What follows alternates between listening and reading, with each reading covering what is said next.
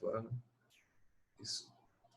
Então, vamos falar primeiro aí da classificação dos seres vivos, né? Então, vamos ver o que tem de mais importante aí, né? Que a gente precisa saber dentro da classificação.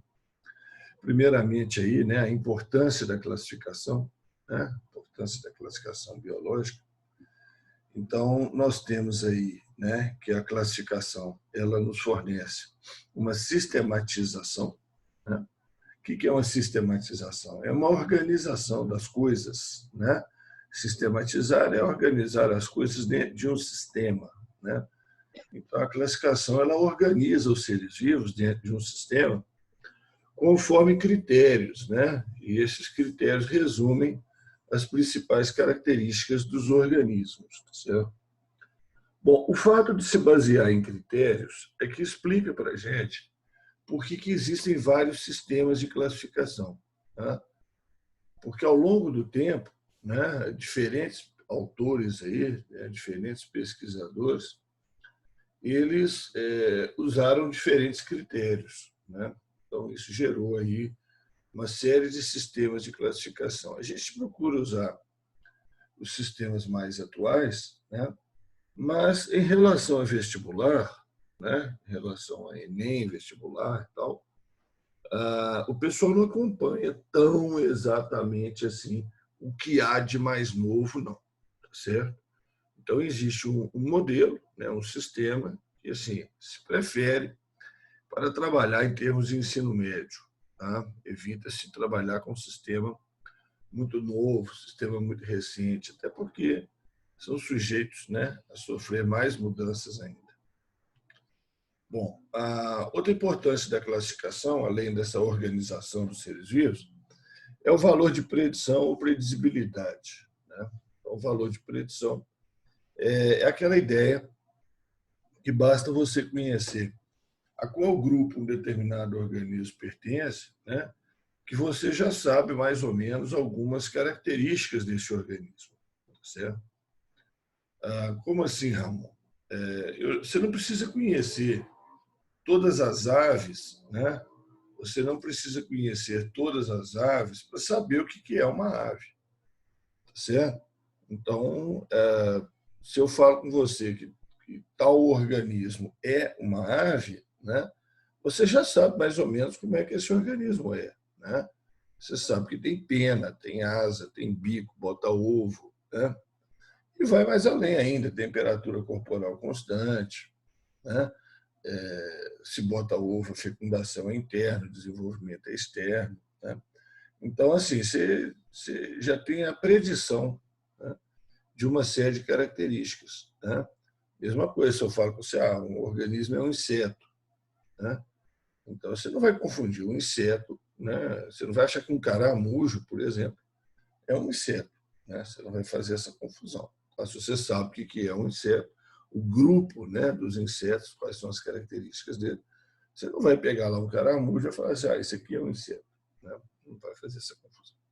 Então, isso chama valor de predição, previsibilidade, tá? Agora, a maior contribuição aí da classificação biológica foi em termos de comunicação, né? Então, a ideia da classificação biológica parte da ideia de usar os mesmos nomes, né? Os mesmos nomes científicos para identificar os organismos.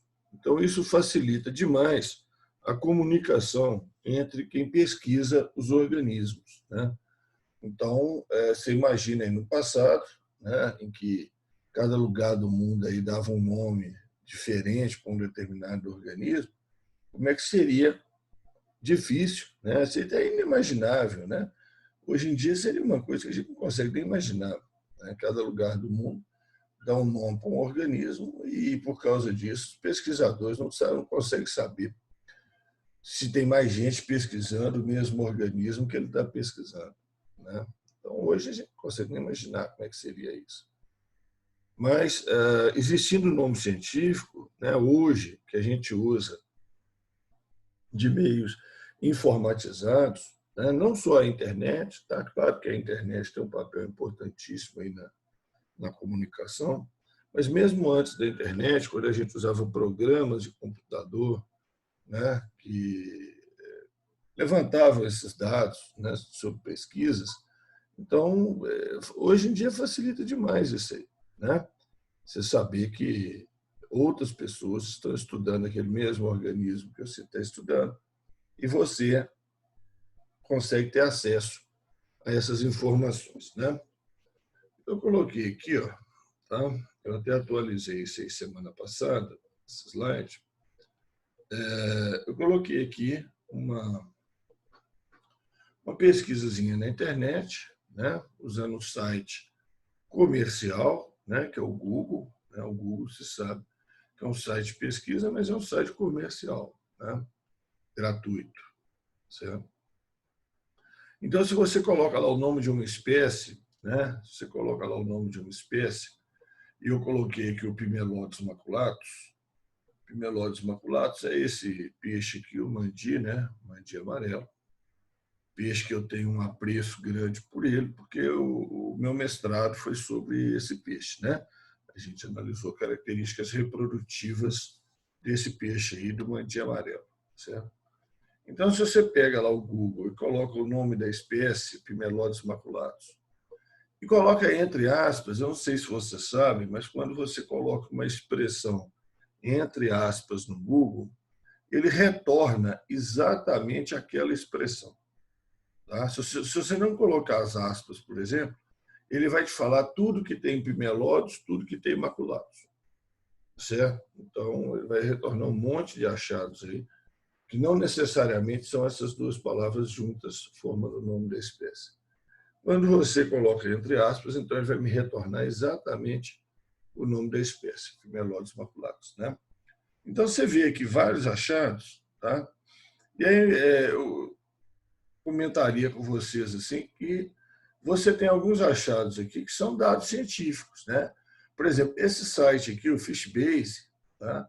É um site que a gente usa demais, a gente que pesquisa peixe, a gente usa demais esse site aqui, o Fishbase. Ele é uma base de dados. Tá? Você vai encontrar trabalho científico, por exemplo, publicado por pesquisadores da CEMIG.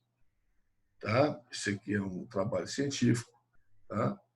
É sobre o Pimelodus maculatus e outras espécies também. Mas você vai encontrar a Wikipédia, né? Que nem sempre o dado que você encontra lá é um dado científico. Né? A Wikipédia é uma ferramenta que qualquer pessoa pode escrever a publicação. Né? E aqui embaixo, por exemplo, você tem um site de aquarismo. Né? Você tem um site de aquarismo. Né? Nem todas as informações que você tem lá também são informações científicas. Certo? Agora, existem sites que já vão te retornar, né, informações científicas, e um deles é do Google, é gratuito, tá? Que é o Google Acadêmico. Tá? Chama Google Escolar, né? O endereço é esse aí, escolargoogle.com.br. E ele é um site que te fornece trabalhos científicos e livros, certo? Ele te retorna trabalhos científicos e livros. Então, fiz a pesquisa do Pimelodus maculatus, ele retornou aí 278 resultados. Né? Estão aí alguns desses resultados aí. Tá? Então, você vê, são trabalhos científicos. Né? Você pode escolher o intervalo, né, que você quer pesquisar. Tá? Você pode incluir citações, tem várias possibilidades aí. Tá? Então, aqui tudo é trabalho científico. E esse terceiro aqui, ó, é o meu, né? Esse terceiro aqui é a minha dissertação de mestrado. Tá? Análise comparativa da reprodução do mandi amarelo, tá? Em 2 trechos do Rio São Francisco. Tá? Então, esse aqui é minha dissertação de mestrado. Então, você encontra aqui trabalhos científicos, artigos, dissertações de mestrado, teses. Né? Então, você encontra o trabalho aqui que tem um rigor, né? Um rigor científico, diferentemente do site comercial. Você encontra muito mais resultados, você vê que 36.200 resultados, né? Trabalho científico foram 278. Tá? Então, você encontra mais resultados, mas, né, muitas vezes sem rigor científico. Certo? Então, isso é a importância aí, né, da existência do nome. Né? No mundo inteiro, você sabe, né? Você está estudando Mandinha Amarelo aqui, né, o Pimelóides Maculados aqui no Brasil, mas você pode ver outros pesquisadores de outros locais, né, estudando ele também. Tá? Bom, e colher essas informações. Né? A classificação biológica, a ideia da classificação biológica, como ela existe hoje, né, ela começou então com o Linneu, tá? Que é esse sujeito que está aí do lado, publicou um livro, né, que a capa está aí do lado, que é Sistema Naturae, né? Ele publicou esse livro aí. E o Linneu começou a trabalhar nisso aí em 1735. Tá? Então, em 1735, ele é botânico e médico, tá? Sueco, Carl von Linné, né? Carlos Linneu, ele estabeleceu, então, que a espécie, né, seria a unidade básica de classificação. Mas, naquela época, ainda não havia um conceito de espécie como é o conceito que a gente tem hoje. Certo?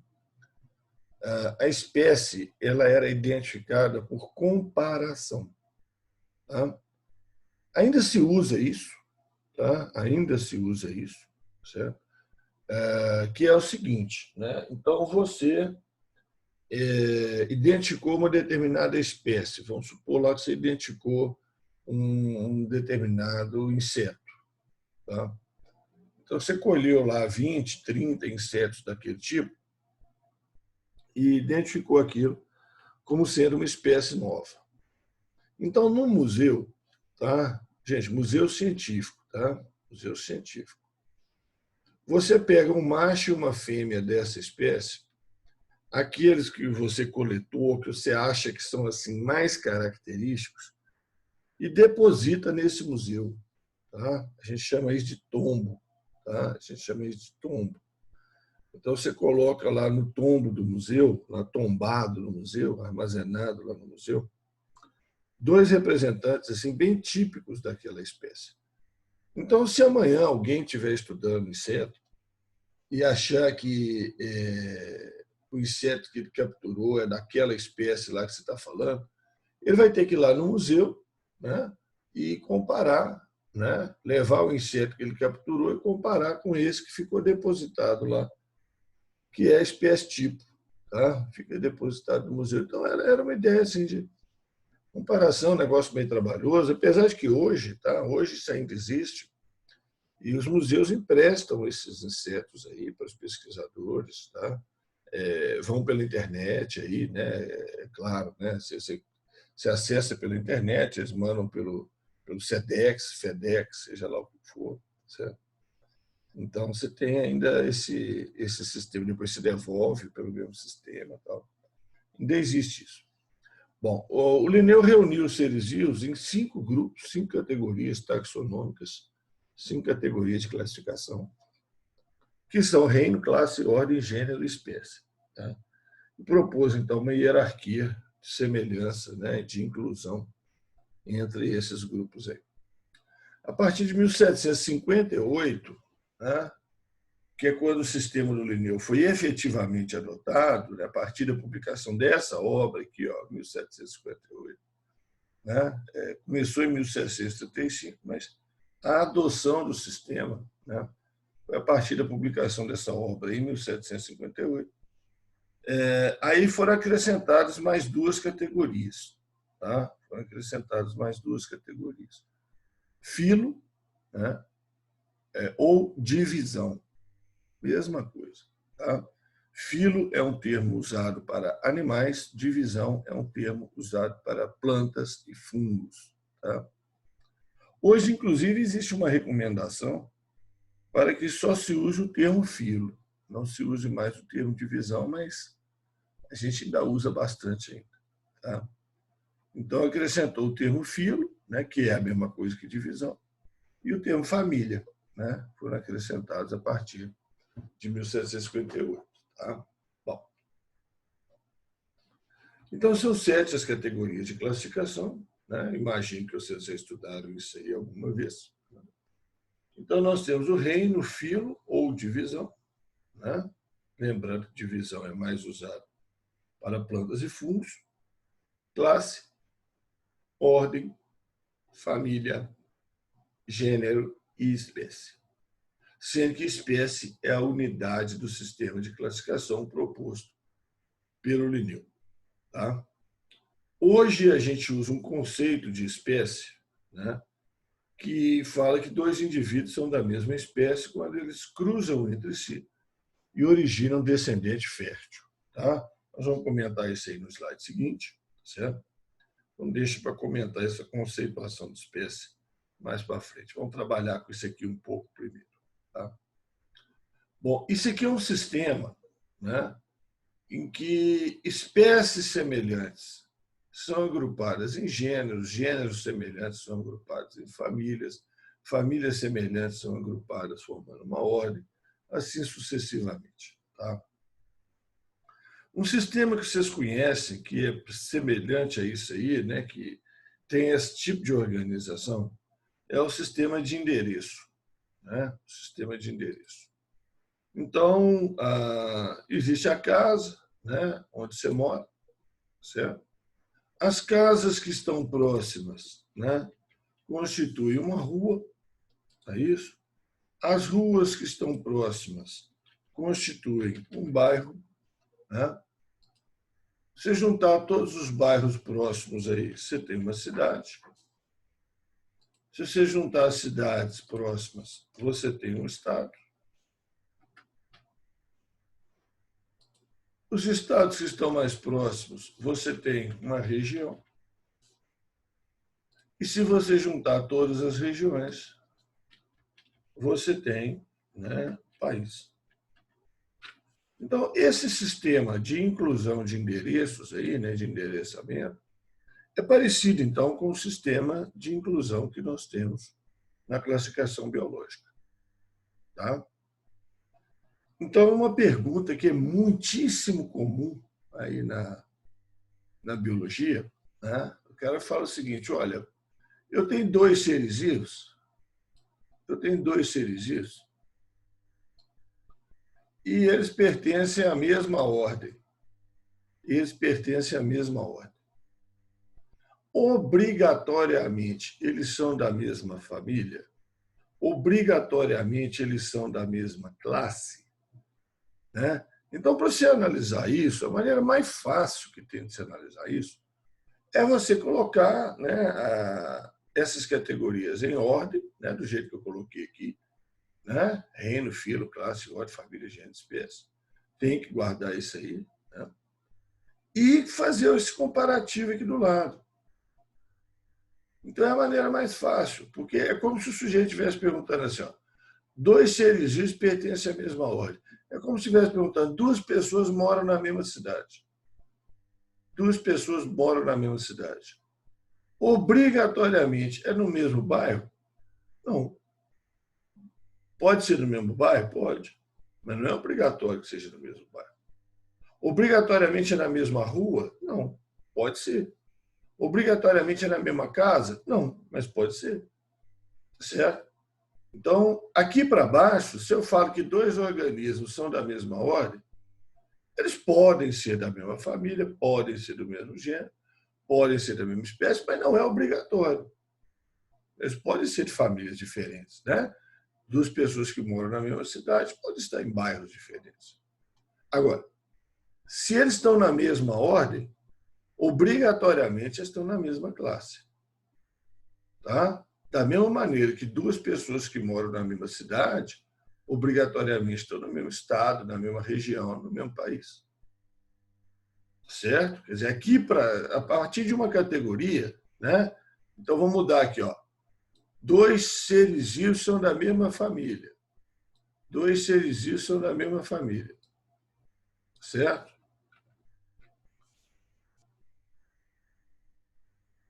Esse aqui não está querendo descer aqui para a família de baixo. Não. Dois seres vivos são da mesma família. Deixa eu apagar ele aqui, eu faço. Dois seres vivos são da mesma família. Aquele ali e esse outro aqui. Ó. São da mesma família. Obrigatoriamente eles são do mesmo gênero? Não, eles podem ser do mesmo gênero. Tá? Se as duas pessoas moram no mesmo bairro, obrigatoriamente na mesma rua? Não. Não é obrigatório. Pode ser da mesma rua, mas não é obrigatório. Agora, obrigatoriamente, se são da mesma família, né, são da mesma ordem, da mesma classe, do mesmo filho, do mesmo reino, né? Porque quem está no mesmo bairro está na mesma cidade, no mesmo estado, na mesma região, no mesmo país. Não se subdivide classificação. Tá? Como assim, Ramon? Como é que o que você está querendo dizer? Eu não pego uma cidade e falo assim, ó, metade dessa cidade está no estado e a outra metade da cidade está num outro estado. A gente não faz isso. Certo? A gente não pega a metade do estado está numa região, metade do estado está em outra região. A gente não faz isso. Tá? Então, da mesma maneira, eu não pego metade da família, coloco numa ordem, e a outra metade coloco em outra ordem. Tá? Não, não faço isso. A categoria é indivisível nesse aspecto. Tá? Agora, é claro que dentro de uma família eu posso ter vários gêneros, porque família é um agrupamento de gêneros, assim como o bairro é um agrupamento de ruas. Certo? Então, isso aí eu acho que é a maneira mais fácil de resolver. Esse tipo de exercício é colocar essa comparação aqui do lado. Eu acho que não erra. Tá? Eu acho que a pessoa não vai errar. Certo? Bom, então, voltando aqui, espécie, né, unidade de sistema de classificação. O conceito atual de espécie, né, foi proposto pelo Mayr. Esse sujeito aí do lado, né, 1942, Mayr, um biólogo, tá? Deu grandes contribuições aí para a teoria de evolução. Ele era um sistemata, ele trabalhava com classificação. Ele deu grandes contribuições à teoria de evolução. Ele faleceu recentemente, com 100 anos de idade. Tá? 101, se eu não estou enganado, 100 ou 101. Deus me livre. E ele publicou um livro, Gislene, ele publicou um livro com 99 anos. Que isso? Tá certo? Ele publicou um livro com 99 anos. Eu acho que ainda não tem ele traduzido aqui para o Brasil, não. Ele era um pensador de classificação biológica, um pensador de evolução, certo? Eu já li um dos livros dele, que chama Populações, Espécie e Evolução. Interessantíssimo, certo? Um livro interessantíssimo, os conceitos muito interessantes. Mas 101 anos é muita coisa. O cara durou um bocado, né? Ele faleceu uns 4 ou 5 anos atrás aí, que ele faleceu, certo? Mas é fera, esse cara era fera. Tá? Ele e mais um outro colega dele, que é o Dobzhansky, que também já li livro dele também, Dobzhansky também, ele era um cara importantíssimo aí na evolução, nesses conceitos. E Dobzhansky trabalhou no Brasil, né? Dobzhansky trabalhou na USP. Ele era dos Estados Unidos e ele foi convidado, ele aposentou lá nos Estados Unidos e foi convidado a trabalhar aqui na USP. Ele foi importantíssimo aqui para a genética brasileira, o Dobzhansky. Então, inteligente, né? Não, o cara, assim, sabe, ele pegou um desafio, né? Ele saiu das linhas de pesquisa lá da genética lá nos Estados Unidos, isso na década de 60, mais ou menos, se eu não estou enganado. E ele saiu daquelas linhas de pesquisa lá, né, que descobriu um monte de coisa e aceitou trabalhar aqui na USP. E o que fez? Né? O que ele fez? Ele abriu as portas, né, de vários laboratórios lá nos Estados Unidos para pesquisador brasileiro. Certo? Então, muitos pesquisadores brasileiros foram fazer mestrado, doutorado lá nos Estados Unidos, e muitos professores lá nos Estados Unidos vieram dar aula aqui na USP. Né? Então, ele deu um empurrão gigantesco para a genética no Brasil, o Dobzhansky. Certo? O Dobzhansky. Então, os dois são contemporâneos. Então, o conceito biológico de espécie, né, de acordo com o Mayr, aqui em cima está mais resumido, né, é um conjunto de seres semelhantes, real ou potencialmente intercruzantes, quer dizer, que cruzam entre si, capaz de originar descendência fértil. Né, capaz de originar descendência fértil. Então, isso é mais ou menos uma tradução do que ele falou. Né? Ele falou o seguinte: espécies são agrupamentos de populações naturais, né, intercruzantes, quer dizer, cruzam entre si, reprodutivamente isoladas de outros grupos semelhantes. Esse termo, então, reprodutivamente isoladas, é que se elas cruzarem com indivíduos de outras espécies, eles não originam um descendente fértil. Tá? Reprodutivamente isolado quer dizer que ele não passa genes, né, para outras espécies. Então, é o que está dizendo aí em cima. Tá? Cruzam entre si e originam descendência fértil. Tá? Então, esse é o conceito do Mayr, em 1942. Esse conceito do Mayr, ele tem duas falhas óbvias, né? Duas falhas que são óbvias. Esse conceito não se aplica para organismos que só têm reprodução assexuada, né? Porque está falando de cruzar entre si, originar descendente fértil. Então, esse conceito não se aplica para organismos que têm reprodução assexuada, como bactérias, por exemplo. Né? As bactérias reproduzem basicamente de forma assexuada. Né? Então, esse critério não enquadra nas bactérias. E não enquadra também fósseis, né, gente? Fósseis também não. Né? Então, se você achar um osso de dinossauro na sua casa, você saber qual espécie que é esse dinossauro aí, você vai ter que levar esse osso lá no museu e fazer a comparação com os ossos de outras espécies que tem lá. Você vê se é igual, se é diferente. Tarará, tarará. Claro que você não vai sair cruzar um osso com outro osso para ver o que nasce. Né? Não tem como você fazer isso. Então, o conceito de Mayr não se aplica nessas duas situações. Tá? Para bactérias e outros organismos que só reproduzem assexuadamente, tem alguns fungos também. Né? E não se aplica, evidentemente, para fósseis. Tá? Bom, então esse é o conceito de espécie. Gênero. Gênero é um agrupamento de espécies semelhantes. Né? Agrupamento de espécies semelhantes. Então, que situação que a gente tem? Né? Nós temos alguns exemplos aí que são clássicos dentro da biologia, e um dos exemplos aí é se você fizer o cruzamento de um jumento, né, com uma égua. Tá?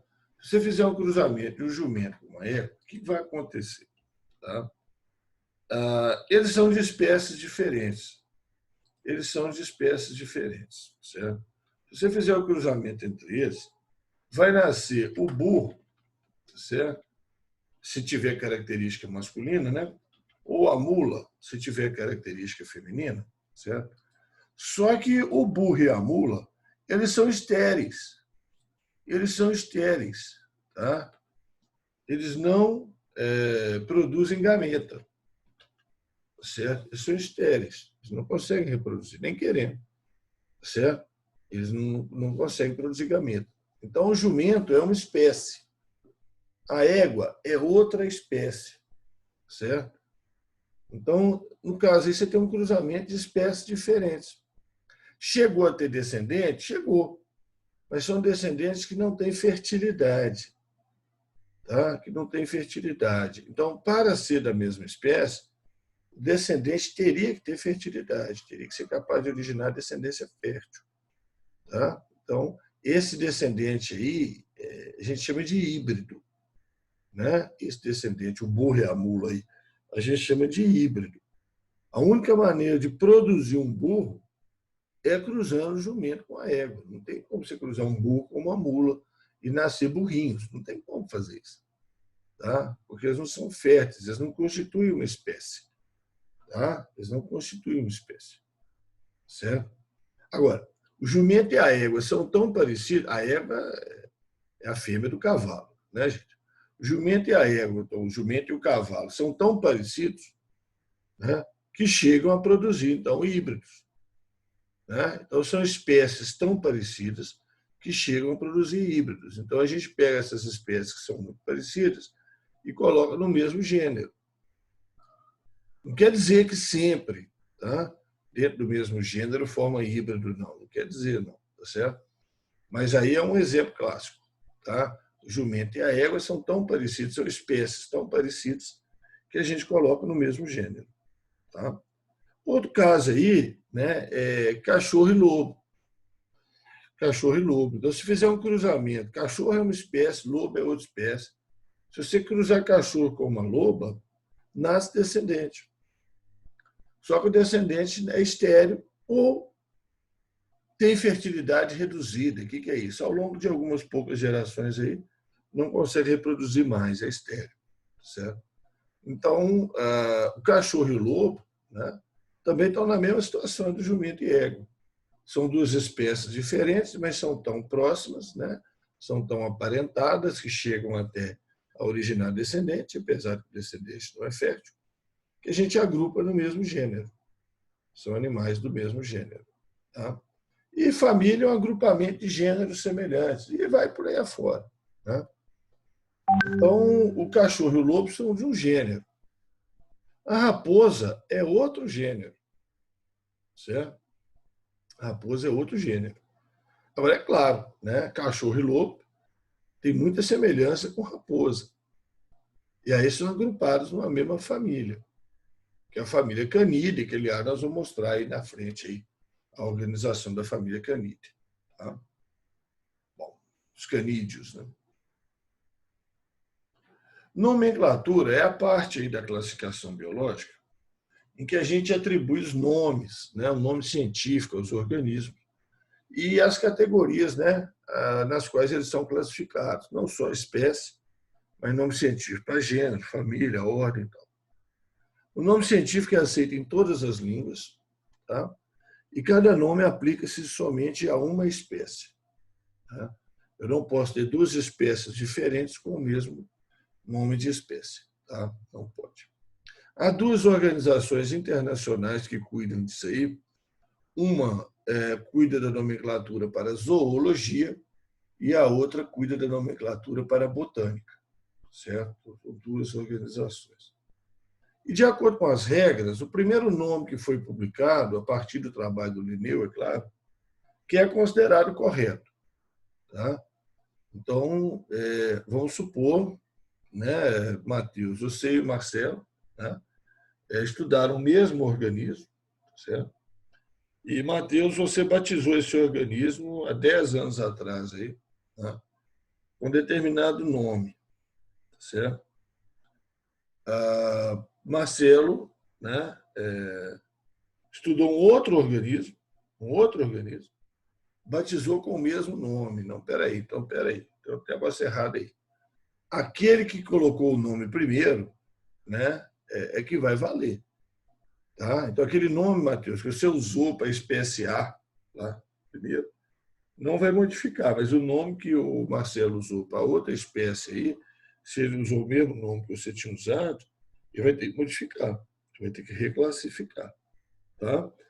Então, às vezes, é necessário fazer reclassificação, aí vai mudar gênero, espécie, vai mudar as coisas todas aí.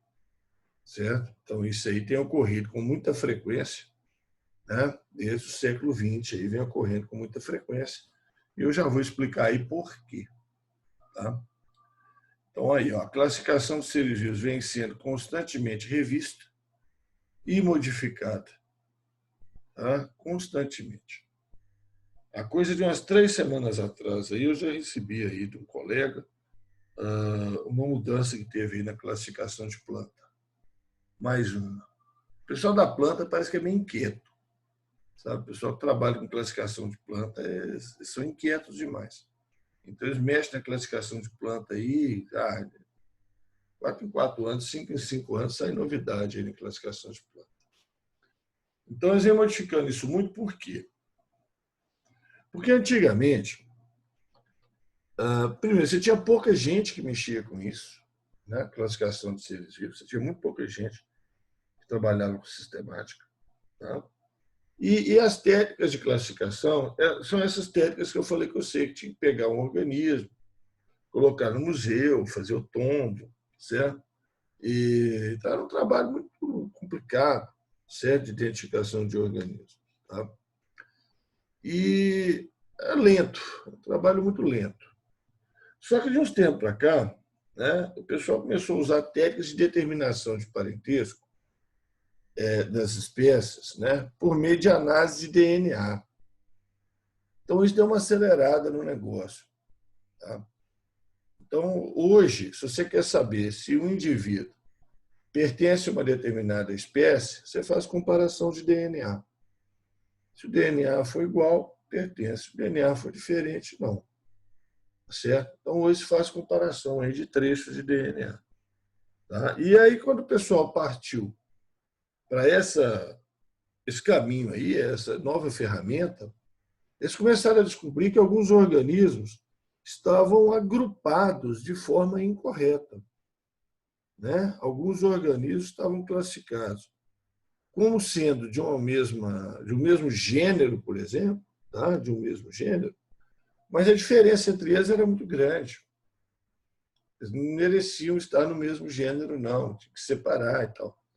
Então, começou a mexer muito nisso aí, certo? Principalmente porque, a partir de 1950, nós temos uma conceituação aí chamada sistemática cladística, né? E o pessoal começou a usar cada vez mais a sistemática cladística, e hoje sistemática é cladística. Tá? A sistemática hoje é cladística. O que é isso? Qual que é o conceito mais importante que está por trás disso aí? É que cada grupo de seres vivos, cada grupo, tá? Seja ele uma espécie, um gênero, uma família, uma ordem, uma classe, um filo, etc., cada grupo, ou clado, né, que a gente chama, tem que ter um ancestral comum. Tá? Tem que ter vindo de um mesmo ancestral. No finalzinho, nós vamos falar sobre isso aí, é o tal do grupo monofilético. Tá? É o tal do grupo monofilético. Então, isso aí hoje é importantíssimo. Então, você pegou aí um determinado organismo, né? Um grupo de organismos. Você imagina aí uma família de plantas. Você imagina uma família de plantas. Vai fazer estudo de DNA. Aí vê que uma delas, uma dessas plantas aí, não compartilha informações genéticas semelhantes, quer dizer que ela tem um outro ancestral, ela compartilha informações genéticas com outra planta, de outro grupo, certo? E aí você vai mudar essa planta de grupo, você vai mexer na classificação, vai criar novos grupos. Então, isso tem sido feito cada vez com mais frequência. Tá? Bom, as bases da nomenclatura biológica, né? As bases da nomenclatura são essas aí. Tá? Então, isso aí que interessa de perto para vocês. Né? Pode aparecer nas provas aí. E na faculdade, se vocês for citar nomes de seres vivos, nomes científicos, vocês têm que obedecer essas regras. Tá bom? Então, o gênero. Né? Gênero é uma palavra uninominal, você escreve uma palavra só para identificar o gênero. A gente usa sempre o latim, tá? Em todos os nomes científicos, só se trabalha com latim. A palavra tem que ser destacada no texto. Tá? Então, se você está digitando o texto, né, que hoje é o mais comum, né, você vai usar o itálico, né, que é essa letrinha deitada, né? Você vai usar negrito ou você vai usar sublinhado. Certo? Você vai usar itálico, negrito ou sublinhado para fazer o destaque do termo.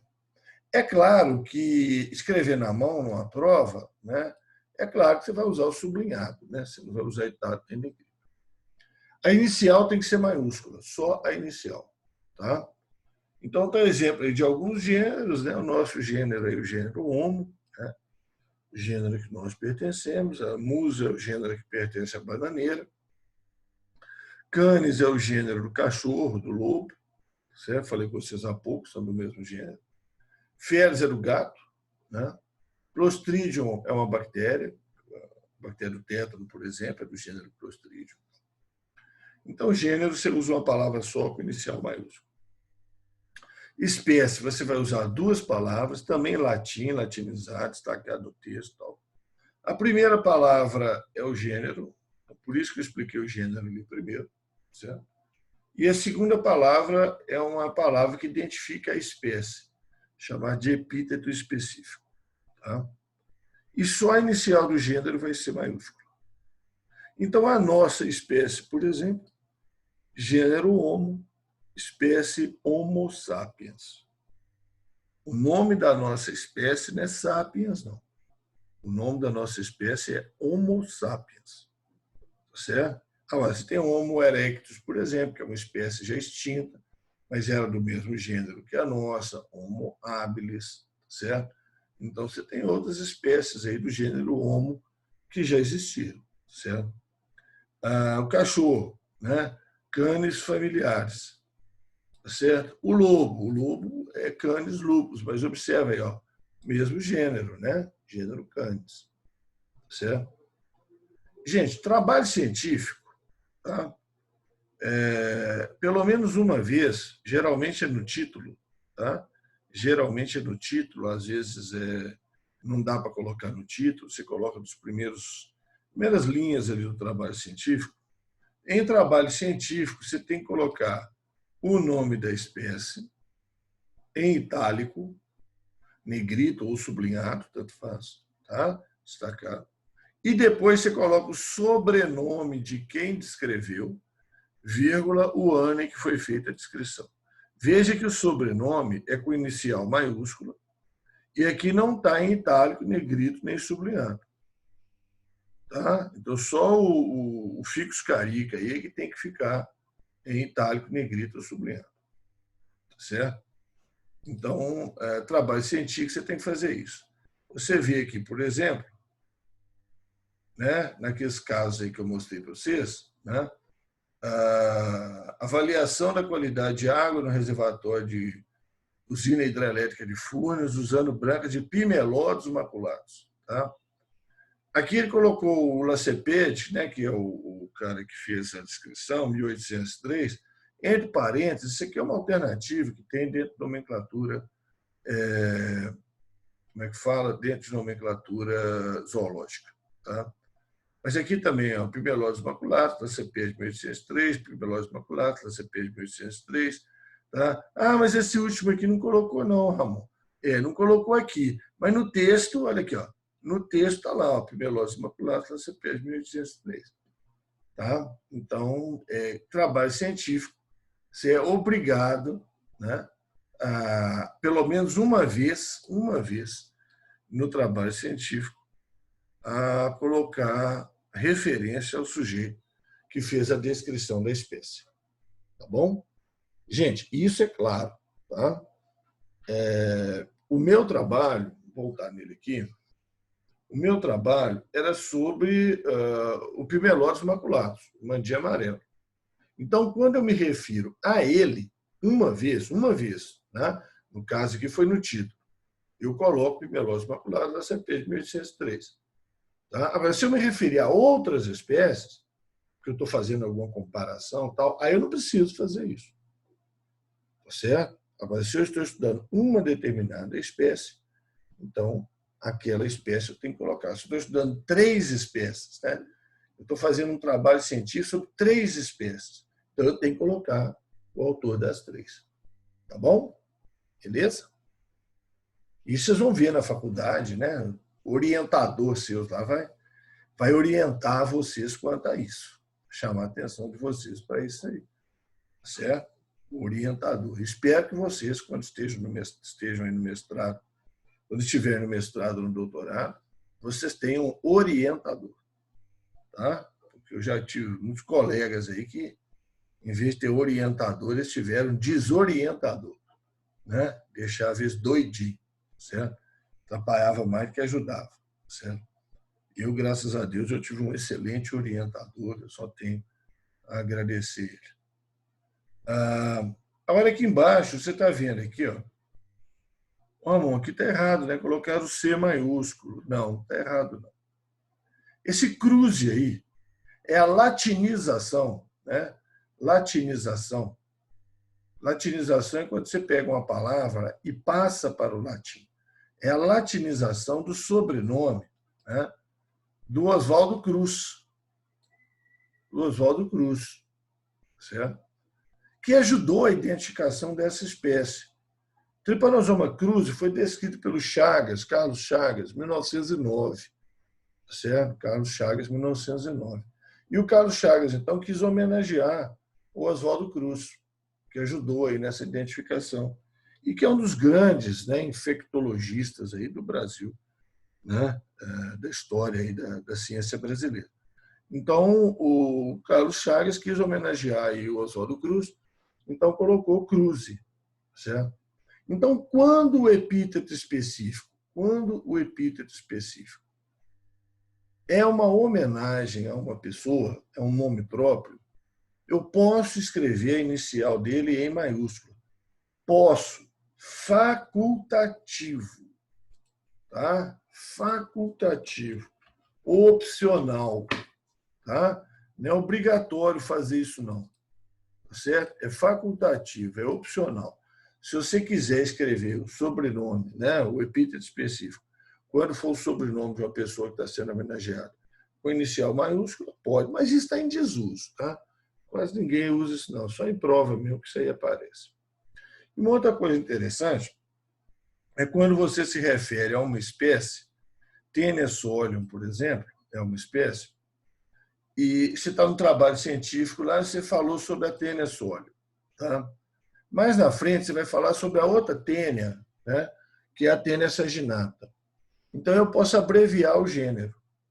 Eu posso abreviar se eu já tiver escrito o gênero antes. Tá? Então, olha só, eu estou fazendo um trabalho lá. Né? Estou fazendo um trabalho sobre parasitas que ocorrem em Minas Gerais. Parasitas que ocorrem em Minas Gerais. Aí eu escrevi lá um parágrafo sobre Taenia solium. Lá eu escrevi Taenia solium. Desse jeito. No parágrafo seguinte, eu vou falar sobre uma outra tênia solitária, né? Uma outra tênia, que é a Taenia saginata. Então, aí eu posso abreviar o gênero, porque eu já falei esse gênero antes. Tá? Aí eu posso abreviar. É opcional também, se você quiser. Tá? E tem um detalhe, certo? Eu não posso fazer essa abreviação se for criar problema. Como assim, Ramon? Criar problema? Olha aqui, muito claro, olha. Parasitas que ocorrem em Minas Gerais. Aí eu falo de Trypanosoma cruzi, causador de doença de Chagas. Taenia solium, beleza. Aí eu ponho T. saginata, eu vou criar problema. Por que eu vou criar problema? Porque a pessoa não vai saber se esse T é de Trypanosoma ou se esse T é de Taenia. Ah, não, Ramon, mas todo mundo sabe. Para com isso. Em ciência não existe esse negócio de todo mundo sabe, não. Tá? A coisa tem que ser clara. Não pode deixar nenhum tipo de dúvida. Tá? Então, se for criar dúvida, então não use. Ou então reescreve seu texto. Né? Reescreve seu texto. Fala primeiro da Taenia solium, aí você pode pôr T. saginato, depois você fala Trypanosoma cruzi, que aí não vai causar confusão. Você sabe que aquele T ali vai ser de Taenia solium, é o que foi referido antes. Tá certo? Então você muda. Ô, Ramon, mas está escrito Taenia. Tá? Em latim, quando tem um A e um E junto, ou quando tem um O e um E junto, você lê apenas o E. Tá? Então não é Taenia, não é Tênia. Não é amoeba, não, é ameba. Tá? É ameba. Tá? Então é Taenia solium, ameba. Tá? Aliás, esse A e E junto, na bandeira de Minas tem, não tem? Um A e um E junto. Certo? É escrito até assim, ó. O A grudado com o E. Né? Então, na bandeira de Minas está lá, libertas que. Né? Libertas que. Não é libertas quai, não, viu, gente? Não é libertas quai, não. Quai. Ah, Minas é o ai, né? Minas o negócio é o ai, então é libertas quai. Não é nada de quai, não. Tá? É libertas que. Tá? Então, o A e o E juntos, você lê só o E. A não ser que tem um trema em cima do E. Aí você lê o A e o E. Tá? Gente, é o que acontece, pouquíssima gente sabe disso, né? Com o famosíssimo Aedes aegypti. Certo? É o que acontece com a Aedes aegypti. Eu não vou colocar itálico, não, vou sublinhar aqui que é mais fácil. Certo? É o que acontece com a Aedes aegypti. Então, pouca gente sabe que o Aedes tem o trema. Então, você fala AE. Você fala AE, Aedes. Agora, no Egipte não tem. Então, você fala só o E, Egipte. Tá certo?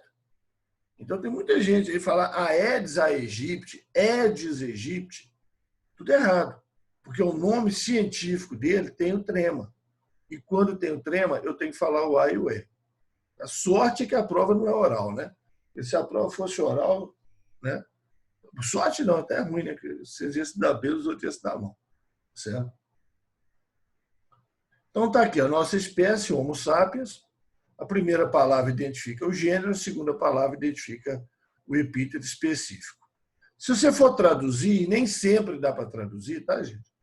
Nem sempre a gente pega um nome científico, tá? Igual ficus carica, né? Ah, vou traduzir ficus carica, ficou careca. Não, não é isso não. Tá? Nem sempre dá para traduzir. Certo? Homo sapiens dá. Né? Ser humano, homem, né? Pode ser homem, mulher, tá? LGBT, não tem problema nenhum, não. Certo? A Dilma soltou aquela história de mulheres sapiens, né? Homo sapiens, homens sapiens e mulheres sapiens. Nada a ver, certo? Então, o homo aqui, ó, tem um valor de substantivo. Você vai traduzir isso aqui, homem, homem, ser humano, homem no sentido de ser humano, né? Substantivo, homem é um substantivo. Sábio, inteligente. Então, isso tem um valor de adjetivo. Então, a lógica é essa. Tá? O gênero tem um valor de substantivo e a segunda palavra vai dar uma característica, né? Vai falar que tipo de homo é esse. É o homem sábio, homo sapiens, é o homem que tinha habilidade de construir ferramenta, homo habilis, é o homem que foi o primeiro a andar em pé, homo erectus, tá certo? Então, essa segunda palavra ela vai qualificar, né, o gênero. Tá certo? A segunda palavra vai qualificar o gênero. Mas o nome da espécie é Homo sapiens. Tá? Não vai falar só sapiens, não. Tá? Ah, nós pertencemos à espécie sapiens. Não. Tá bom? Beleza? Gênero e espécie são importantíssimos. Existe subdivisão do gênero, que chama subgênero. Existe subdivisão da espécie, que chama subespécie. Tem subdivisão de família também, subfamília, subclasse, subordem. Tá? Existe subdivisão para tudo aí. Aqui estou citando só subespécie e subgênero. Tá? Não vou demorar muito, não. É como aparece em prova. Tá? Então, o que a gente chama de subespécie? Subespécie é uma raça geográfica. Tá? Subespécie é a mesma coisa que raça geográfica. O que é isso? É uma variedade daquela espécie que evoluiu em determinado local. Tá certo? Ela evoluiu em determinada região. E, por causa disso, ela desenvolveu características diferentes das outras representantes daquela espécie. Tá?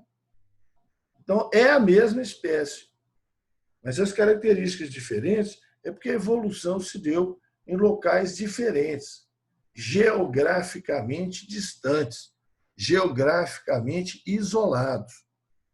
Certo? Então, por exemplo, a rã, essa rã aqui e essa aqui, ó, essas duas rãs são da mesma espécie. As duas são da espécie Rana esculenta. Certo? Rana esculenta. As duas aqui. Tá? São da mesma espécie. Agora, você está vendo que elas são diferentes.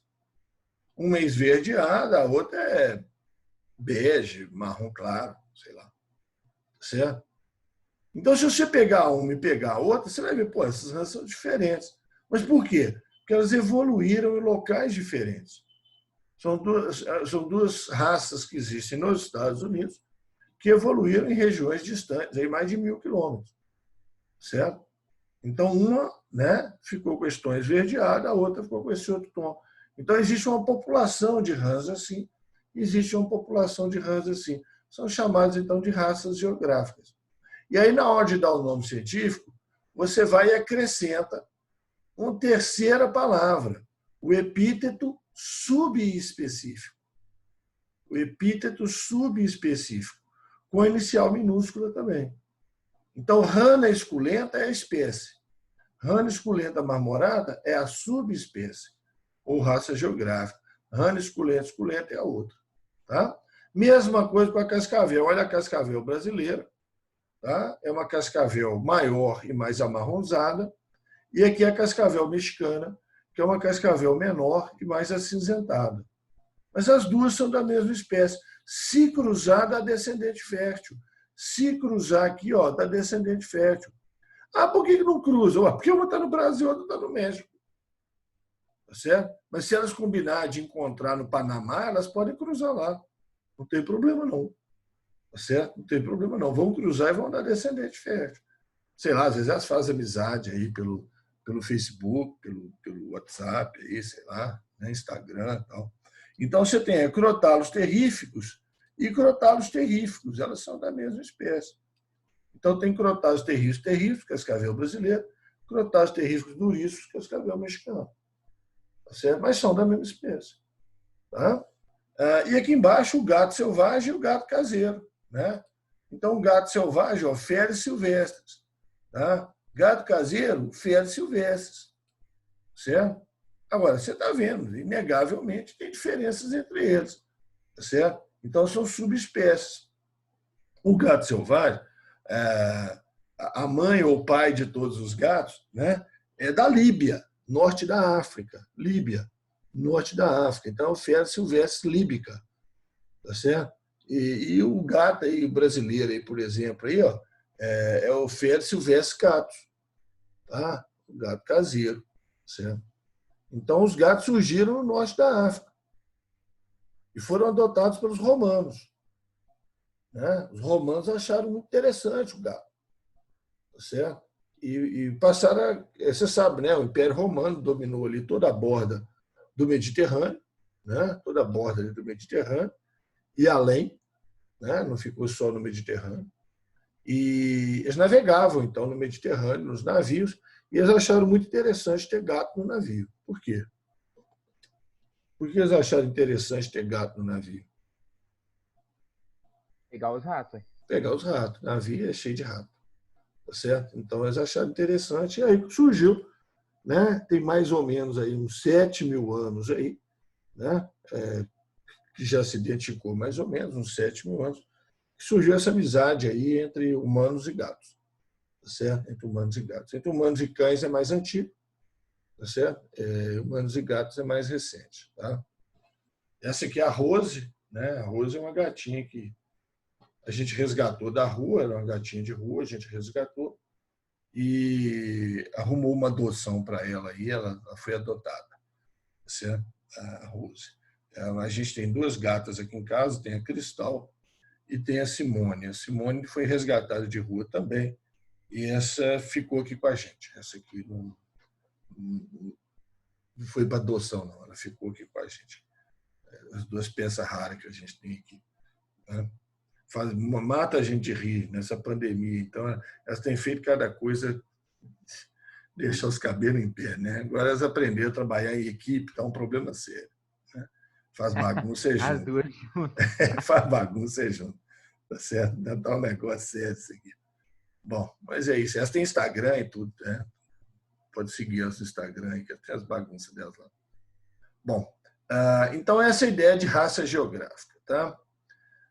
Só fazer um rápido comentário aqui, não vou nem alongar. Não, na outra turma eu nem alonguei, mas vocês eu vou alongar, porque, em princípio, eu tenho que falar um pouco mais para vocês. Né? A espécie humana, ela tem raças geográficas. Ela tem raças geográficas. Né? Então, é inegável, tá? As diferenças, né? Estruturais que existem, né, entre o europeu, o asiático, o africano e o índio americano, o ameríndio. Né? São inegáveis as diferenças. Certo? Então, constituem raças geográficas. Né? Essas características que eles têm nas feições, na cor da pele, cabelo e tudo mais, né, são devido ao fato de terem evoluído em ambientes diferentes, tá certo? Ter evoluído em ambientes diferentes, tá? Agora, isso aí é polêmico até falar chega, tá certo? Isso aí é polêmico, mas nossa senhora, né? Até falar chega. É tão polêmico que na biologia, tá? Não estou falando de outras coisas que existiram antes da biologia, não. Porque antes da biologia você tinha como é que chama? Naturalismo, né? Naturalismo, certo? Ciências naturais. Aí é outra conversa, tá? Estou falando biologia, certo? Na biologia a gente não usa o nome de subespécie para identificar as raças humanas, tá certo? A gente não usa isso, né? Por uma questão óbvia, né, gente? Ia dar uma confusão do caramba, né? Imagina, Matheus, o cara chegar para você e falar que você é de uma subespécie. Pô, né? Você vai para a briga na Ela hora. fala assim, Né? subespécie é você, socão na cara. Subespécie é a digníssima, né? É a digníssima Exatamente. progenitora. Né? Então tá Para lá, ser educado, né, não, Ramon? Matheus Tavares Cruzeirenses. Né? Então você não põe subespécie, não, porque vai dar confusão. Tá certo? Não põe. A gente sabe que vai dar confusão. Né? Então não se usa isso. Tá? Agora, gente, presta atenção. Tá? Eu sei, vocês têm aula de sociologia, filosofia, antropologia e tudo mais, certo? Então, é um discurso muito comum nas ciências humanas, tá? Que não existem raças humanas. Certo? Que não existem raças humanas, que as raças humanas são produto de criação aí do capitalismo, né? Do imperialismo, para justificar a dominação entre os povos, não sei o quê, não sei o quê. Espera aí, vamos com calma. Tá? Vamos com calma. As raças existem. As raças existem. E eu posso te dar inúmeros exemplos disso aí. Tá? As raças humanas existem. O termo raça não foi criado não é por causa do ser humano. O termo raça foi criado por causa de situações iguais a essas que vocês estão vendo aí. Tá certo? Então, vamos maneirar. Tá certo? As raças humanas existem. Tá? Inclusive, né, quem quer fazer aí a área de medicina, certo? Vai estudar em farmacologia medicamentos raciais. Tá? Não sei se vocês já ouviram falar disso. Tá? Medicamento para o coração que funciona melhor no negro, né, no negro do que no europeu. Tá? E vice-versa. Tá? Então, existem as diferenças estruturais, bioquímicas, existem. Agora, o que não existe, tá, é falar que uma raça é melhor que a outra. Aí não. Tá? Não existe nada ao longo da evolução humana, tá, que diga para a gente que uma raça é melhor que a outra. Tanto não é uma raça melhor que a outra, que estão todas aí. Todas estão, só os ameríndios, né, coitados, os ameríndios, por questões de colonização, quase desapareceram. Né? O índio, né, americano, né, da América inteira, América do Norte, Central e do Sul, certo? Por questões da colonização. Não porque era uma espécie mais fraca. Não existe isso. Tá? Não existe uma espécie mais fraca, espécie mais forte, espécie melhor, espécie pior. Isso não existe, entendeu? Então é o seguinte, as raças, elas existem. Racismo, que é baseado em achar que uma raça é melhor que a outra, isso não existe. Quer dizer, não existe não. Não pode existir. Assim, infelizmente existe, né? Mas não pode existir. Não tem a menor justificativa para isso. Tá? Somos todas as raças descendentes de ancestral comum. Somos um grupo monofilético. Somos descendentes de um ancestral comum e que surgiu na África. Tá certo? E que surgiu na África. Então, não existe esse negócio que ali é melhor, aqui não existe isso. Tá? Isso aí não existe.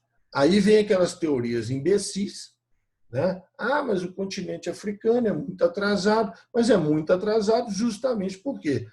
Por causa dessa ideologia, né, de superioridade racial que justificou o imperialismo, né? Foram massacrados. Foram massacrados. Né? A África não teve a oportunidade, né, que aconteceu com a Europa, com a América, com a Ásia. Não teve essa oportunidade. Foi massacrado. O continente africano foi massacrado. Os mais fortes eram tirados para ser escravos em outros lugares. Tá certo? Então, né? Aí você quer justificar o que você acha que é verdade hoje, né, por um massacre que foi feito ao longo da história aí, né, especialmente do imperialismo para cá. Né? Então, assim, eu vejo isso o pessoal falando, né? Mas as raças humanas não existem. Existe. Tanto existe que tem essa questão de medicamentos, por exemplo. Tá? Agora, não pode existir, em hipótese alguma, supremacia racial, achar que uma raça é melhor que a outra. Raça pura e não sei o quê, tarará, isso aí não existe. Tá? Uma é melhor que a outra, tarará, isso aí não existe, não pode existir. Tá? Biologia é totalmente contra essa ideia. Tá certo? A biologia. Mas existia o tal de darwinismo social. Os caras pegaram essa ideia na Inglaterra, né? Que eles achavam que os ingleses, né? Especialmente os ingleses, né? Eram superiores às demais raças que existiam no mundo, certo? E misturaram com a teoria de Darwin. O Darwin nem sabia de idade, já tinha morrido. Tá? O Darwin já tinha morrido. Misturaram isso com a teoria de Darwin, fizeram essa sopa de gosto ruim aí, né? Que batizaram de darwinismo social. Tá? Não tem nada a ver, Darwin não tem nada a ver com isso, a biologia tem nada a ver com isso. Tá? Isso aí foi uma tentativa, né, de justificar a dominação entre povos, que absolutamente é a hora que as raças existem, existem. Tá? Isso aí é inegável. Isso é, biologicamente falando, é inegável. Agora, raça melhor que a outra, nem pensar. Tá? Não pensa nisso não, que você está fazendo grande bobagem. Tá certo? Grande bobagem. Bom,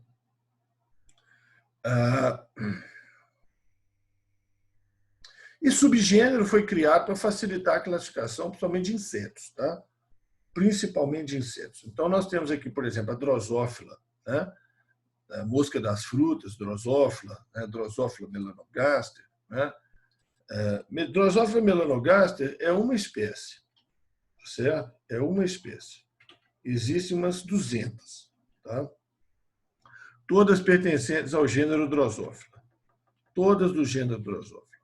E na hora de classificar, quer dizer, você identifica, essa mosca é do gênero Drosófila. Tá? De qual espécie que ela é? Tem 200 opções. Então, para facilitar isso, eles criaram uma subdivisão das drosófilas. Então, existe o gênero Drosófila e vários subgêneros. Então, você identifica primeiro o gênero, depois você identifica o subgênero, aí tem uns 4 ou 5. Tá? Aí, dentro do subgênero, tem 40 espécies. É mais fácil você cavar no meio de 40 espécies que no meio de 200. Tá certo? É mais fácil chegar na espécie certa. Se você já dividiu as drosófilas, né? Você já tem gênero Sophofura, né? Então tem 40 espécies. Agora eu vou descobrir qual é a espécie certa. Né? Eu vou descobrir qual é a espécie certa agora. Tá? Então o subgênero foi criado para isso. E olha aqui o detalhe, gente, olha. Tá? Olha o detalhe. O pessoal que trabalha com inseto, mas sofre. Tá? Que na hora que eles vão fazer a identificação de grupos, né, dentro dos insetos, eles olham, por exemplo, padrão de asa. Tá vendo? Aí olha na lupa se a asa tem essas linhas todas, se não tem. Não tem a linha que vai do 18 até o 7. Então é do gênero tal. Tem a linha, então é do gênero não sei quem. É um inferno. É um inferno. Então, classificação de insetos. Gente, são 1 milhão, né? 1 milhão de espécies de insetos. Né? É o grupo que tem mais espécies de seres vivos. Então, especialmente nos insetos, existem outros grupos também, não é só nos insetos, não, tá? Mas especialmente nos insetos, criaram, então, o subgênero, que vem entre parênteses, dentro do nome da espécie. Então, a espécie Anopheles darlingi, é um dos mosquitos transmissores da doença da malária. Né? Subgênero, Nisorrhynchus, inicial maiúsculo igual ao gênero, mas entre parênteses, Anopheles nisorrhynchus darlingi. Outra aqui, ó, Anopheles Kertésia cruzi. Ó, de novo, homenagem ao Oswaldo Cruz aí. Tá? Anopheles Kertésia cruzi. Então, são do mesmo gênero? São. São da mesma espécie? Não são, não. E nem são do mesmo subgênero. Tá? Olha aí o Aedes, ó, com trema e tudo. Aedes stegome aegypti. Drosophila sofofura melanogaster. Né? É aqui, para quem está duvidando do trema, 2 trabalhos científicos da base do Cielo, né, que é uma das principais bases aí de armazenamento de trabalho científico. Aí, ó, tratamento focal e perifocal contra Aedes, olha o trema lá. Aedes aegypti. Sobre um novo Aedes, olha o trema lá. Tá? Então, tem o trema, sim. Tá? Então, se você não gostou, paciência, mas tem o trema. Tá? Então, bom, preocupe-se mais com gênero e espécie. Mas pode aparecer uma subespécie, tá? Pode aparecer um subgênero em prova. Pode aparecer. Tá? E para terminar aqui, ó, nome de família. Para terminar essa parte, né? Nome de família, certo? Então, para dar nome a uma família, se for uma família animal, você usa a terminação id. Aí é junto, né? Só falo id. Se for família vegetal, você usa a terminação aci. Tá? Então, tem algumas famílias animais aí, ó, famosas. Família Canidae, né? Família Canidae. Aí você pode traduzir, passar para o português, tá? Canídeos. Gênero e espécie não pode traduzir, não, mas família, ordem, classe, aí você pode, não tem problema, não. Então, são os canídeos. Olha os canídeos aqui embaixo que eu falei com vocês. Ó. Cachorro e lobo, tá? Coiote, chacal, raposa, todos da mesma família. Tem uns outros aqui que a gente não tem nome aqui no Brasil. A gente não conhece eles aqui no Brasil, a gente não usa nome aqui em português para isso. Certo? Então, aí, ó, você tem essa turma toda, essa é um ancestral comum. É a família dos canídeos. Né? A nossa família, né, gente? Família hominídea, né? Os hominídeos. A família Reduvídea, que pertence ao barbeiro transmissor da doença de Chagas. Família Pimelodide, que pertence aí ao mandi, né? O pimelodus. Família Felídea, o gato, onça, tigre, leopardo, leão, né? Jaguatirica, tudo aí felídeo, certo? Bom, e as famílias vegetais, está aí a Musácea, família da musa, né? Da bananeira, certo? Musácea, Pinácea do pino, Cucurbitaceae da abóbora, tal. Agora presta atenção. 3 famílias botânicas, Leguminose, tá? Gramine e Composite, tá? Traduzindo para o português, leguminosas, gramíneas e compostas, tá? Essas 3 famílias são muito antigas, muito conhecidas, tem muitas espécies. E quando elas receberam o nome, tá? Não existia esse negócio de usar a terminação ácea. Não existia isso. Então, elas ficaram assim, leguminosa, gramínea e composite. São 3 famílias manjadíssimas. Leguminosas são as plantas que têm vagem, né, gente? Feijão, soja, ervilha e tal. Gramíneas são as gramas, bambu, cana, trigo, milho, são gramíneas. E as compostas é a família aí da margarida, girassol, crisântemo, etc. Então, assim, o pessoal já, não, deixa com a terminação desse jeito mesmo. Todo mundo sabe o que é, né? Todo mundo sabe que vocês são famílias vegetais manjadas. Só que mais recentemente, naquelas mudanças que eu falei de classificações, resolveram acertar isso aí, né? Colocar a terminação ácea. Então, a família leguminosa, hoje a gente chama de família Fabácea, tá? A família Gramínea hoje é a família Poácea e a família Composite hoje é a família Asterácea. Tá? Então, quando é família animal, terminação ide traduz para ídeos.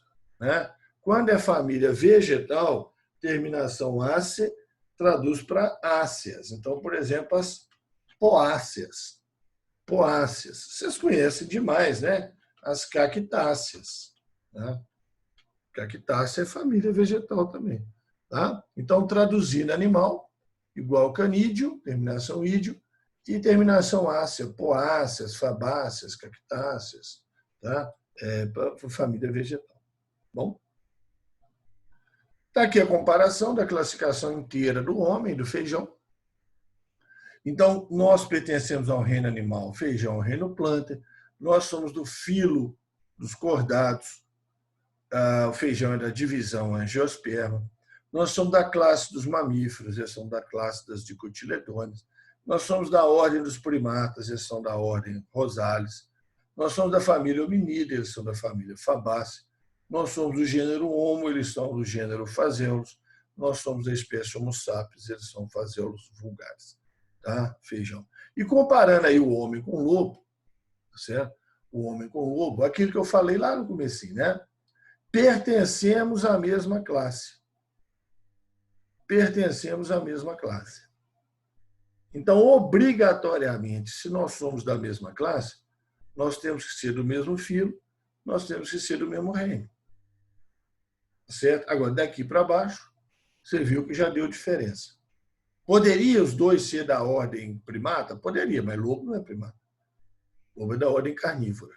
Então, nós somos da ordem primata, eles são da ordem carnívora, então aqui para baixo tudo vai ser diferente. Família Hominide, família Canide, gênero Homo, gênero Canis, Homo sapiens, Canis lupus. Tá? Então, aquela história, né? País, estado, região, estado. Nós estamos no mesmo estado. Nós estamos no mesmo estado. Obviamente, na mesma região, no mesmo país. Mas cidades diferentes, né? Bairros diferentes, ruas diferentes, casas diferentes. Tá certo? Aquela comparação que a gente fez. O sistema que a gente usa na classificação em nível de ensino médio e de vestibular, tá? O vestibular é baseado no ensino médio, né? O sistema que a gente usa é o sistema de 5 reinos, proposto pelo Whittaker em 1969. Tá? Então, você tem o reino Monera, a que pertence às bactérias, o reino Protista, pertence às algas e protozoários, o reino Fungi, o reino Animal e o reino Plantae. Certo? E o reino Plantae. Né? Então, são os fungos, os animais e as plantas. Tá? Então, são 5 reinos: Monera, Protista, Fungi, Animal e Plantae. Aqui nós temos uma coletânea aí mostrando, né, como é que era a classificação. Tá? Isso está disponível aqui nesse site. Tá? Só que eu estava olhando aqui, eu estava dando essa aula aí esses dias, né, na semana passada. Falei assim, opa, tem um erro clássico aqui, né? Tem um erro feio aqui, aliás, muito feio. Tá? Tem um erro bem feinho aqui. Certo? Eles cometeram esse erro aí. Tá? Então, olha aqui, ó, o Linneu, né? O Linneu, quando ele começou o negócio lá em 1735, ele propunha 2 reinos, vegetais e animais. Aí o Haeckel aí entra com os protistas, os organismos microscópicos. O Chaton já coloca os procariotos. Né? E ele inventa o negócio de império, né? Os procariotos e os eucariotos. E vai o Kuppeler, 38. Então, o sistema que a gente usa é o sistema do Whittaker, 1969. Tá? É o sistema do Whittaker, 1969, que é o sistema de 5 reinos: Monera, Protista, Planta, Fungo e Animal. Tá? Depois você tem outros sistemas do USE, né? Sistema de 6 reinos, ligado a outra ideia do USE, né? E colaboradores dele, em 1990, que é a ideia de domínio. Eu vou explicar daqui a pouco. Tá? Essa proposta de 77 casa com essa proposta de 90. Tá? Particularmente, eu acho bem interessante o sistema do USE. Tá? Eu acho bem interessante. Acho bacana. Porque casa com essa outra proposta dele aqui. Tá? Depois vem Cavalier-Smith, 93, faz uma confusão danada, divide o negócio em 8 reinos. Tá? Aí depois ele volta atrás, baixa para 6 reinos. Tá certo? Ele cria um reino aqui só para as algas, né? Para algumas algas, que outras ele joga no reino planta. Faz uma bagunça danada. Certo? Eu não acho legal o sistema do Cavalier-Smith, não. Certo? Apesar de ser, né, 20 e poucos anos atrás, o mais recente. Certo? Mas, normalmente, ele trabalha com ele. Qual que é o erro que tem aqui, Ramon, que você estava falando? Porque Fungi não estava no reino Plantae, não. Fungi estava no reino protista. Protista ou protoctista. Copeland é o único que usou esse termo protoctista. Tá certo? Fungi estava dentro de protista. Tá? Ele estava aqui, ó. Tá? Ele não estava nem em planta. Não. Era algas, protozoários e fungos. Aí separou, né? As algas e os protozoários continuaram no reino protista, as algas, protozoários e o fungo foi para um reino à parte. Então, ele não fazia parte de planta, não, ele fazia parte de prototista. Certo? Então, tá errado isso aqui. O pessoal deu uma bobeadazinha nisso aqui. Certo? Depois eu falo sobre domínio, tá? E sobre essa história do uso aqui, que vocês vão ver que é interessante. Antes de falar sobre domínio, né? Então, são as duas coisas que restam para a gente comentar aqui. A noção de sistemática filogenética ou sistemática cladística, tá? E depois falar sobre os domínios. Tá? Só falta isso. A noção de sistemática filogenética ela começa aí com Hennig em 1950. A classificação do Hennig, sistemática cladística, a ideia dele é fazer uma classificação baseada na ancestralidade evolutiva, no parentesco evolutivo. Então, o Hennig tinha uma fixação nessa questão do parentesco evolutivo. Só que eles não tinham ferramenta para fazer isso. Presta atenção. DNA tinha acabado de ser descoberto, DNA em 1953. Tá certo? A grande ferramenta para descobrir quem é ancestral de quem, parente de quem, é estudo de DNA. Eles não tinham isso.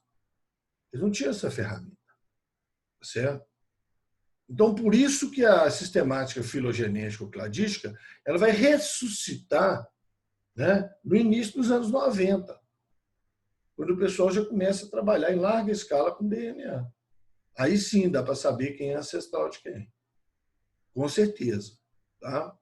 A proposta fundamental, né, da sistemática filogenética é que se uma novidade evolutiva é uma mutação, gente, tá?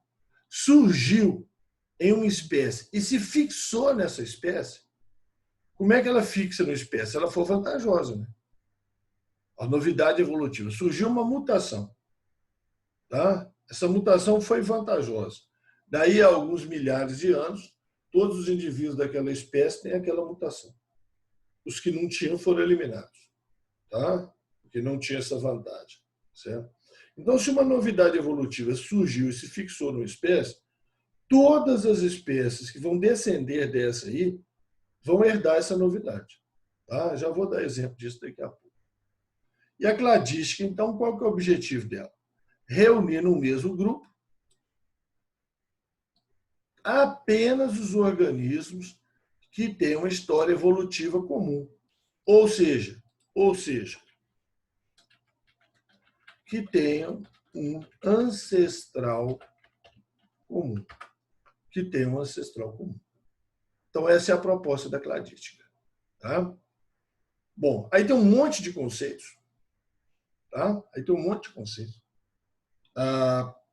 Vou citar alguns aqui. Não precisa morrer por causa disso. Tá? Vou citar alguns aqui que eu acho interessantes. Plesiomorfia e apomorfia. Então, plesiomorfia é a condição mais antiga de uma característica. Esse P aí, você guarda aí, ó, P de primitivo, mais antiga. Tá? P de primitivo. Então, por exemplo, mamíferos. Mamíferos têm polegares. Mamíferos têm polegares. Os outros vertebrados não têm, não. Os outros não têm, não. Peixe, anfíbio, réptil, ave, eles não têm polegares, não.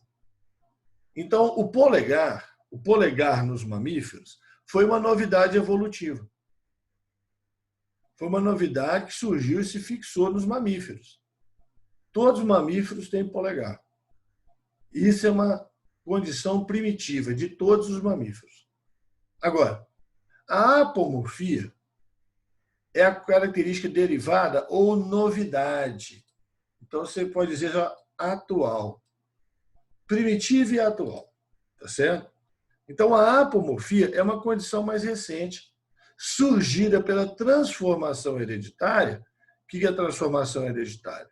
Mutação de uma característica que já existia, uma condição primitiva, uma plesiomorfia. Então, aqui, ó, teve uma mutação que surgiu o polegar. Isso deu origem aos mamíferos. Dentro dos mamíferos, teve uma outra mutação. Uma mutação do polegar. Aí é uma novidade. Mas foi em todos os mamíferos? Não. Foi só naqueles mamíferos em que essa mutação, então, se fixou e originou um novo grupo, que é o grupo dos primatas. Então, qual foi a novidade? Qual foi a novidade? O polegar oponível. O polegar que se opõe aos outros dedos, que permite a gente segurar as coisas. Né? O polegar oponível. Então, você está entendendo? Quer dizer, dedo. Tá? Alguns vertebrados têm dedo. Ave tem dedo, réptil tem dedo. Certo? Anfíbio tem dedo. Peixe não, né? Mas alguns vertebrados já têm dedo. Tá? Isso foi uma novidade que surgiu lá atrás. Certo? Que separou os peixes para um lado e anfíbio, réptil, ave, mamífero e para o outro. Depois, isso foi uma novidade. Depois tem uma nova novidade, né? Uma nova novidade. Tá? Uma mutação, que é o polegar. Aí foi só em mamífero. Aí vem outra novidade, polegar oponível, foi só em primata. Tá certo? Só no primata. Então, todos os primatas têm dedo, têm polegar oponível. Eles herdam aquele conjunto, né, de características primitivas. Tá certo? E as recentes também. Né? Então, a apomorfia ela aparece exclusivamente num grupo e define esse grupo como sendo diferente dos demais. Tá? Então, se eu falo assim, ó, tem dedo, aliás, desculpa, tem polegar, é mamífero. Tem polegar, é mamífero. Tem polegar oponível, é primata. Tá certo? Tem polegar oponível, é primata. Tá? Então, isso aí é a ideia da apomorfia, da novidade evolutiva. E tem um conceito aqui, sinapomorfia, né? Sim, é junto, né? Junta as apomorfias, sinapomorfia. Você vai juntar todas as apomorfias. Tá? É uma característica, ou mais de uma, que é compartilhada por um grupo de organismos, ou seja, por um clado. Então, por exemplo, mamífero. Mamífero. A única característica de mamífero é ter polegar? Não. Não, eles têm polegar, eles têm glândula mamária, eles têm pelo, tá? Eles têm diafragma separando a cavidade torácica da abdominal. Essas 4 características aí, polegar, glândula mamária, pelo, diafragma, só existem nos mamíferos. É um conjunto, né, de novidades que surgiram neles. Certo? Um conjunto de apomorfias, uma sinapomorfia. Um conjunto de novidades que surgiram neles e caracterizam o grupo. Certo? E o outro conceito importantíssimo, e esse tem caído em prova do Enem direto, é o conceito de cladograma. É a representação gráfica em forma de árvore, nas quais são mostradas as relações filogenéticas entre os grupos ou clados de seres vivos. Tá? Então, olha aqui. Ó. Surgiu uma determinada característica, né? Uma mutação, uma novidade evolutiva, fotossíntese. Isso aí surgiu milhões de anos, bilhões de anos atrás. Né? Surgiu a capacidade de fotossíntese. Certo? Então, o que nós vamos ter? Nós vamos ter os organismos capazes de fazer fotossíntese. Tá, beleza. Os organismos capazes de fazer fotossíntese. Então, surgiu essa novidade aqui, todo mundo aqui para frente é capaz de fazer fotossíntese. Num determinado... Oi? Sim, sim. Só vou no banheiro aqui rapidinho, se você me chamar, eu tô no banheiro, viu? Tá bom, eu grito você. Viu? Não grita lá, né? Papel higiênico, né? Vai gritar lá daqui a pouco. Então, olha só. Aqui, ó, você tem a fotossíntese, todos esses organismos aqui têm capacidade de fotossíntese. Aqui, ó, nesse nó, surgiu uma nova característica. embrião. Formar embrião. Tá?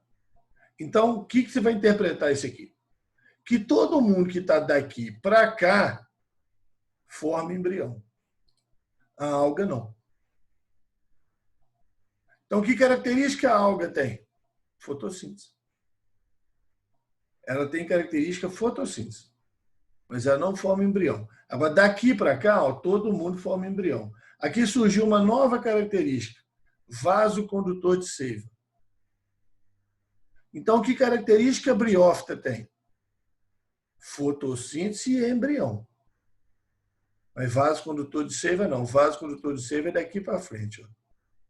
Todo mundo vai ter vasocondutor de seiva. Entenderam? Aqui surge uma nova característica. Né? Aqui surge uma nova característica. Semente. Então, o pteridófita vai ter o quê? Capacidade de fotossíntese, embrião, vasocondutor de seiva. Tem semente? Não. Semente é daqui para frente. Certo? Dali para frente. Aqui surge a característica, ó, fruto. Então, pinheiro, gimnosperma, tem fruto? Não. Fruto é daqui para frente, angiosperma. Mas pinheiro tem o quê, então? Capacidade de fotossíntese, embrião, vasocondutor e semente. Mas fruto é angiosperma. Então, angiosperma tem quais características? Fotossíntese, embrião, vasocondutor, semente, fruto. Tá? Então, isso aqui é importantíssimo, tá, gente? Interpretação de cladograma. Nos cladogramas, duas espécies ou outros tipos de seres vivos, ou tipos de grupos, que aqui eu não estou trabalhando com espécies, né? Estou trabalhando com divisões, surgem sempre pela divisão de uma espécie ancestral. Certo? Então, tem um ponto ali que é o nó, que representa o quê? É o surgimento de novo clado, o surgimento de um novo clado, de um novo grupo, né? Graças ao surgimento de uma nova característica. Tá? Então, aqui, ó, surgiu a semente. Então, pteridófita ainda não tem semente. Aí surgiu. Aí, daqui para frente, todos vão ter semente. Vai ser um novo grupo de organismos, né? Que tem essa novidade evolutiva aí, que é o aparecimento da semente. Essa apomorfia. Tá? Então, se você pegar as angiospermas, elas têm um conjunto de sinapomorfia. Né? Qual que é o conjunto de sinapomorfia que elas têm? Fotossíntese, embrião, vasocondutor, semente, fruto. Tá? São um conjunto das características que elas foram acumulando aí ao longo do tempo da evolução. E ainda dentro da sistemática filogenética, o conceito que nos interessa, tá? É o conceito de grupo monofilético. Esse aqui, ó, grupo monofilético. Esse conceito nos interessa muito. Então, a sistemática cladística é baseada nisso aí, ó, grupos monofiléticos. Grupos ou clados que descendem, todos os organismos que estão lá, descendem de um ancestral comum. Então, o que se procura na sistemática filogenética é isso. Tá? O que se procura é isso. Um grupo de organismos que tem um ancestral comum. Tá certo? Um grupo de organismos que tem um ancestral comum.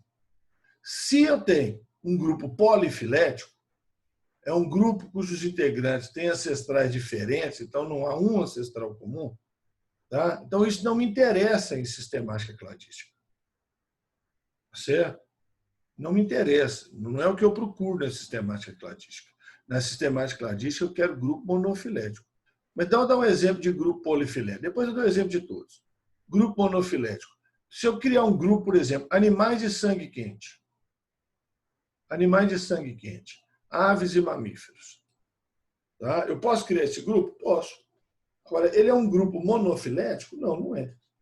Não é, porque a ave tem um ancestral, o mamífero tem outro. Eles não têm ancestral comum. Certo? E o grupo parafilético é um grupo que inclui vários indivíduos, né? Vários grupos que têm ancestral comum, mas não inclui todos. Não inclui todos. Aí se chama de grupo parafilético. Então, o grupo dos répteis, por exemplo. Tá? Não é que eu falo répteis. É um grupo parafilético. Por quê?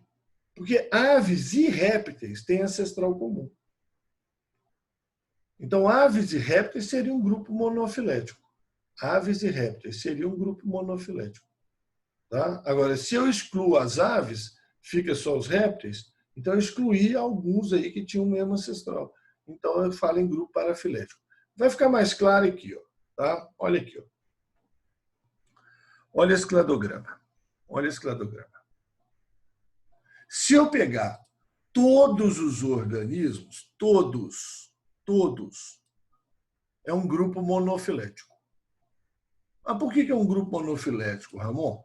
Porque tem um ancestral comum aqui. Tem um ancestral de todos eles, tá vendo? Então, se eu pegar todos, é um grupo monofilético. Se eu pegar só esses que estão marcados aqui em cinza, ó, é um grupo monofilético. Por quê? Porque eles têm um ancestral comum. Tá vendo? Aves e répteis, eles têm um ancestral comum. Isso é um grupo monofilético. Se eu pegar esse grupo aqui, ó, olha que doideira. Ó. Se eu pegar esse grupo aqui, ó, é um grupo monofilético. As aves são os parentes que sobraram aí dos dinossauros. Elas têm um ancestral diretamente ligado aí aos dinossauros. Certo? Diretamente. Tá? Então, isso é grupo monofilético. Gente, a tendência hoje é não falar mais ave como sendo um grupo isolado. Né? Porque hoje a gente estuda lá peixes, anfíbios, mamíferos, répteis e aves, não é isso? A gente trata os répteis separados das aves. Na verdade, eles são um grupo só. Tá? Então, qualquer hora, na hora que você pegar um livro aí e estiver falando de vertebrados, na hora que estiver falando aí de vertebrados no livro, ele vai dividir em peixes, anfíbios, répteis e mamíferos. Aí você vai falar assim, e as aves? Cadê as aves? São répteis. Aves são répteis. Hã? É, são. Compartilham um ancestral comum. Ramon, mas os caras vão fazer isso? Vão. Amanhã? Não sei. Eles vão fazer isso um dia. Por que não fizeram ainda? Porque vai dar uma confusão. Na hora que fizer isso aí, vai ter nem pulando a ponte. Né? Falei assim, agora desgraçou. Tudo que eu sabia de biologia, agora não sei mais. Né? Acabaram com as aves. As aves agora são répteis. A ave agora é praticamente um calango. Né? Então, vai dar um problemão danado. Tá? Mas qualquer hora vai aparecer isso aí. Não se assustem. Na hora que aparecer, não se assustem. Tem que pegar os livros de biologia e jogar fora? Não, sou. As aves continuam sendo as mesmas, com as características delas, só que agora não é mais um grupo isolado, é um grupo dentro dos répteis. Vai continuar chamando ave? Vai. Mas vai ser um tipo de réptil. Tipos de répteis. Quelônios, né, que são as tartarugas, lacertílios, né, são os lagartos, tá? E a ave vai ser um tipo de réptil. O dinossauro já foi extinto, né? Bom, agora, veja bem, se eu pegar, né, isso aqui, se eu pegar aqui, ó, todos, né, todos, certo? O exemplo que ele deu aí atrás. Se eu pegar todos os répteis, tá vendo? Se eu pegar os répteis, emenda esse aqui com esse aqui, ó. Ih, rapaz, você não gosta de emenda, essa ferramenta aqui é chata, emenda, tá? Peguei todos os répteis. A ave está fora, tá? Então é um grupo parafilético. Por quê? Porque répteis e aves têm um ancestral comum. Se eu excluir alguém, se eu peguei alguém e não coloquei no grupo, então isso vai chamar grupo parafilético. Tá? É o que ele explicou aqui. Ó, tá? Quando eu falo em répteis. Eu não posso falar só em répteis, eu tenho que incluir as aves junto. Se eu excluir as aves, estou excluindo alguém que tem ancestral comum. Então é grupo parafilético. Bom, aqui está mais fácil de entender ainda. Tá? Aqui está mais fácil de entender. Se eu pegar, olha aqui, ó, tem esse cladograma aí, todo igualzinho, tá vendo? Então, o mesmo cladograma sempre. Se eu pegar e criar o grupo A e B, os indivíduos, os organismos A e B, é um grupo monofilético. Por quê? Porque eles têm um ancestral comum.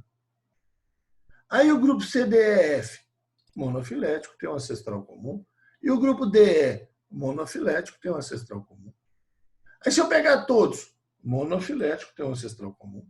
Se eu pegar A, B, C, D, E, F, tá? Então, esses são grupos monofiléticos, certo? Agora, se eu pegar e criar o grupo A, B, D, E, A, B, D, E, certo? A e B tem um ancestral comum. D e E tem outro. Então, eles não têm ancestral comum. Eles não têm ancestral comum. Então, é um grupo polifilético. É um grupo polifilético. Certo? A e B tem um ancestral, D e E tem outro. Tá? Agora, se eu pegar todos e não o B, todos têm um ancestral comum, não tem? Se eu tirei o B, então isso é um grupo parafilético. Se eu pegar todos e não pegar o D, todos têm um ancestral comum. Se eu não peguei o D, então é um grupo parafilético. Tá? Excluir alguém. Se eu excluir, deveria ter incluído, sim. Se eu tivesse incluído o B aqui ou o D aqui, eu teria um grupo monofilético. Mas na hora que eu excluo um grupo, então deixa de ser monofilético, passa a ser parafilético. Tá? Ó, o mais importante que vocês têm que preocupar é se você entendeu esse aqui, ó, que é o grupo monofilético. Esse é o fundamental. Depois que você entender isso aqui, você preocupa com os outros. Mas entenda o monofilético primeiro. Esse é que interessa. Tá bom? Bom, e para terminar, então, vamos falar de domínio. Né? Em 1990, o USE, né, e colaboradores analisaram RNA ribossômico de diversos organismos e concluíram que certos procariontes, bactérias, têm mais semelhança com eucariontes. Deixa eu beber uma aguinha.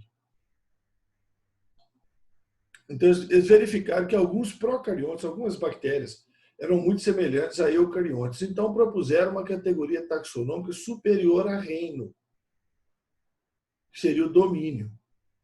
E dividir os seres vivos em 3 domínios. Certo? Dividir os seres vivos em 3 domínios. Arqueia, bactéria e eucária. Certo? Ok? Então, olha só. Domínio seria uma categoria taxonômica aqui, ó, superior a reino. Tá? Seria uma categoria acima de reino. Então, o domínio seria formado de reinos. Certo? Então, por isso que eu falei com vocês que a sistemática do USE é interessante na hora que ele trata de 6 reinos. Por quê? Porque ele vai pegar algumas bactérias, que ele chamou de reino eubactéria, e vai colocar no domínio bactéria. Outras bactérias, que ele chamou de arquebactéria, vai colocar no domínio arqueia. Tá? E todos os que têm célula eucariota, protista, planta, fungo, animal, no domínio eucária. Tá vendo? Quer dizer, essa sistemática de 3 domínios casa com essa sistemática de 6 reinos, mas não casa com a sistemática do Ítaca. Por que não, Ramon? Porque eu não posso pegar algumas bactérias do reino Monera, colocar num domínio e outras colocar em outro domínio. Não pode dividir o reino. Metade do reino vai para um domínio, metade do reino vai. Seria aquele negócio que eu falei. Eu não posso pegar uma cidade, metade está no estado, metade está no outro. Eu não posso fazer isso. Certo? Não vai dar certo. Tá? Então, a ideia do USE é baseada num sistema de 6 reinos. Tá? Eubactéria, arqueobactéria, protista, planta, fungo e animal. Tá? Aí casa a ideia de USE, né? De 3 domínios, que seriam categorias acima de reino. Tá? Então, conforme essa proposta, os procariontes formam 2 domínios distintos, que seriam 2 reinos distintos, né? Onde está os arqueios. Dando um slide lá atrás, eu esqueci de comentar com vocês, CH tem som da letra K, tá? Então arqueia, tá? E um domínio chamado bactéria, seria um reino, né? Bactéria e um domínio bactéria. E os eucariontes todos vai para um domínio só, que é o eucário. Certo? Além disso, os arqueios seriam mais aparentados aos eucários do que as bactérias. Provavelmente, alguns arqueias primitivos deram origem aos eucariontes. Então, ele propõe isso aqui. Tá? Ele propõe isso aqui. Todos temos um ancestral comum. Todos temos um ancestral comum. Todos os seres vivos têm um ancestral comum. Aí surgiu uma novidade aqui, ó, que separou arqueia e eucária de bactéria. E aí surge uma outra novidade aqui que separa os eucariontes. Tá? Mas a arqueia seria um grupo mais próximo, né? Tem mais características em comum com eucária do que com bactéria. Tá? Então, seria 3 domínios. Bactéria, maioria das bactérias conhecidas. Arqueia, as bactérias chamadas principalmente as bactérias extremófilas. O que são bactérias extremófilas? Que vivem em condições extremas, tá? Altas temperaturas, baixas temperaturas, pH muito baixo, meio muito ácido, tá certo? Ambiente muito frio. Tá? Então, são extremófilos, são algumas bactérias que são adaptadas a essas condições. Seriam as arqueias. E os eucários são todos eucariontes, protistas ou protoctistas, né, se você preferir. E eu não gosto desse termo protoctista, não. É fungo, planta, animal. Certo? Então, é isso aí. Tá? A classificação biológica é isso aí que a gente tinha para falar.